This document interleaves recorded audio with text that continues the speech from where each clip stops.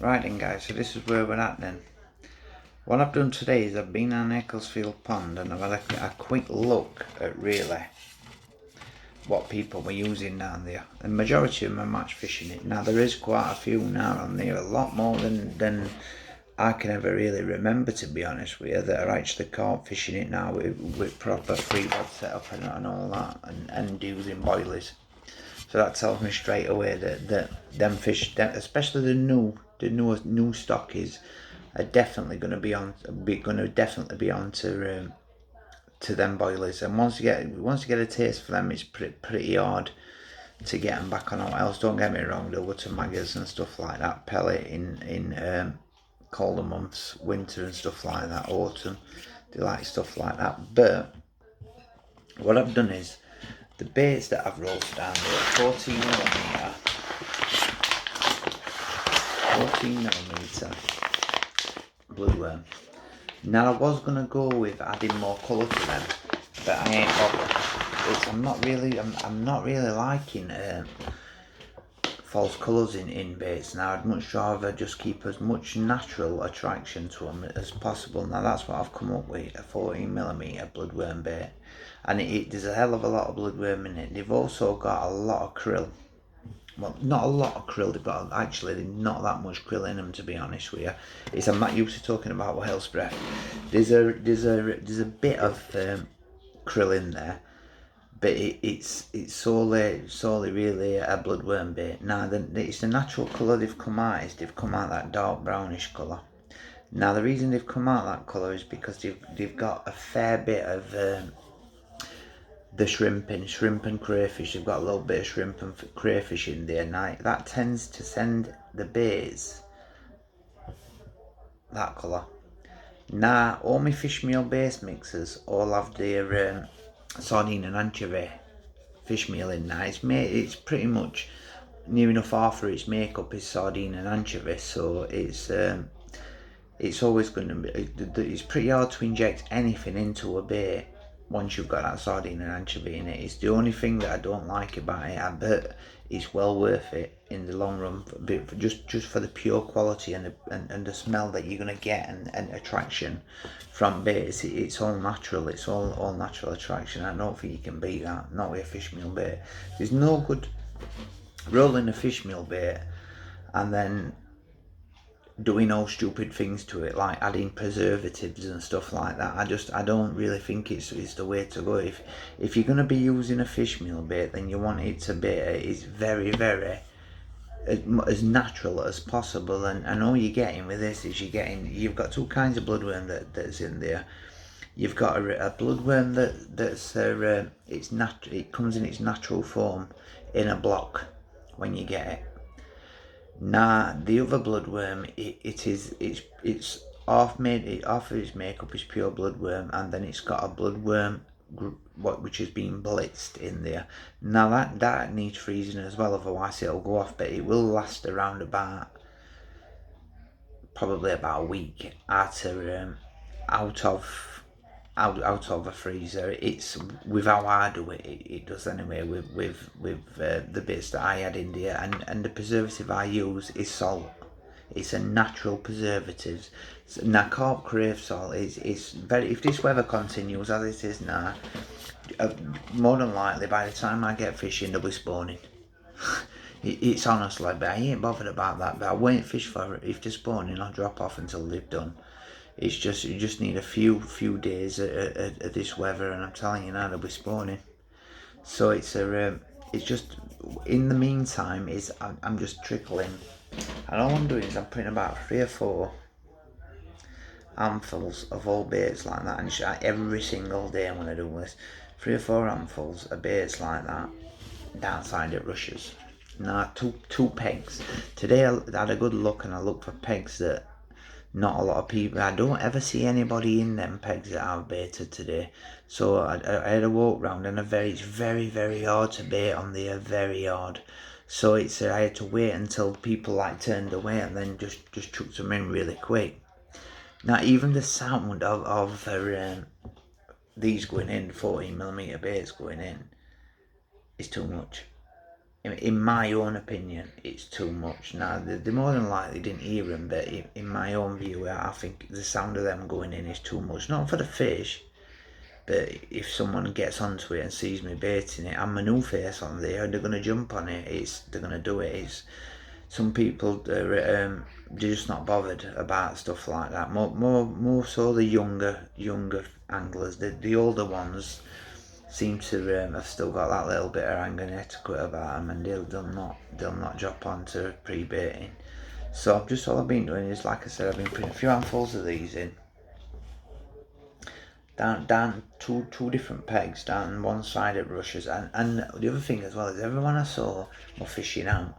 It's everyone I saw in the pegs I'd like to fish were casting way across the pond down to the side of these rushes. Now on there's no need to do that, honestly. It's under your feet is where you'll have them big ones from. It's where they've had them from in past, and it's where they'll come from in future. We're only, I think it was about a year ago that I went down there, and I had I think it was something like 12, 13 fish, something like that. We were in there a few hours. Now they were only small, but they were all nice carp, what I had, but they were only small. So I'm thinking if by gaining them pegs that not a lot of people fish, and just keep trickling these in, I think it could do the trick. And it's the other thing as well is, where did that go? I don't want them getting away. Smell. Is I've also done some of these. Now it's a right ball leg to make these, honestly. But again, it's worth it. But it's not hard to make them. It's just after I'd rolled that bait, it was a bit, I was knackered by the time I'd rolled it, after I'd walked round and that, I'd done a walk today and that, and I was just tired, I think, so I think it was that, but I'm going to be doing a lot more of it. I really do like the looks of it, and I think it's going to do really well. So it's again, it's not just any old pellet, it's boilie pellet. That's all it is, boilie pellet. Now I will be doing a lot of boilie crumb as well, but I also wanted to get used to picking items like that up. Now it's a 5mm barrel in pellet form, and the reason that I'm wanting them to get used to picking them up because I'm going to be rolling some 5mm barrels, either 5s or 12mm, I'm not sure yet. But either way, even the 14s look really nice on there. You know what I mean? I mean, this is what it would like. Is there? That would be that's what would be how the baiting would be. It's really nice. It's the 14s are really. It's all same. It's the same base mix being used in everything on here. So it's all the same. So it's giving off same attraction. But I think it could definitely do. There's a hell of a lot of small fish in there. So it's the whole point of these 14s. It is hopefully they've been rolled with not with an order into a lovely soft bait. Now that's the roach will whittle them down. They've got a fair. If you do feel a roach's mouth, they have got teeth, and by scraping at them, they will eventually whittle them away. But I'm hoping that by adding 12mm baits and 16mm baits to these and 20s, that the 20mm are going to sit out there for far longer. Now, the whole point of this boilie pellet is to get everything coming into feed.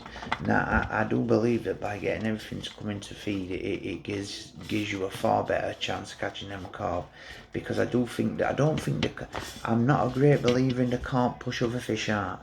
I'm not a big believer in that whatsoever. I've watched them too many times feed side by side with tench, bream, and even roach, and not push the other fish out. They'll feed if there's enough food there. They'll feed at the side of them. Now, what it's not that they push them out. It's the bigger frame, the bigger animal. So they get the mainstay of the food by dropping down on it, and the other fish will feed just really close to the carp's mouth and not be pushed out by him. I don't know where we even come up with that saying, because I've never ever witnessed that ever. The carp push them out. Now in these, there's a lot of there's the exact same amount of bloodworm. It's same base mix, the exact same amount of bloodworm as what's in the boilers. So it should do the trick, and I'm hoping that with a very fine crumb as well, what we'll get into the silt. Because let's not forget here, it's silt. All this has been done for silt. Now I'm hoping all that can get into silt, and when the fish are feeding, because they're sucking silt in and then blowing it back out, bait's going to get covered, so it's going to keep that bait there longer. The smell is going to, even if there's no bait there, the smell that was come from the bait, the minute bits that come off it will stay in that silt, and then fish will keep coming back to that spot. More so if you trickle it in every single day for about a week and then hit it. You're going to do far better than just turning up blind. So we'll see how we go with that, but I'm really happy with how they've come out. They've come out lovely. So I can see I can see me definitely having a few, without a doubt. But I will be fishing, more than likely. This might sound mad, but I'm more than likely be fishing something like either a catch or a piece of pepperoni over the top of these until I know 110% them boilers have gone from the place that I'm baiting. Now I've baited a couple of shallow margin spots that you can see the bottom. There's not that many birds on there, but there is a few. Now the 20mm baits I've been feeding are hardened baits, and they're only coots that are on there. Now from watching the coots on treating with them 20mm baits, they really struggled with them, so I'm thinking pretty much they may struggle on there. They've got to break the bait open to swallow it. They're struggling to swallow a 20mm bait. So it's just all systems go really. Now I'm about pretty much there as far as it goes. I could really see these once I've done a few sessions on there. I'm hoping that I can get some of these out to somebody unmatched fishers, and I think on a size 22 hook on a pole, I think they would be absolutely deadly. I really do, honestly.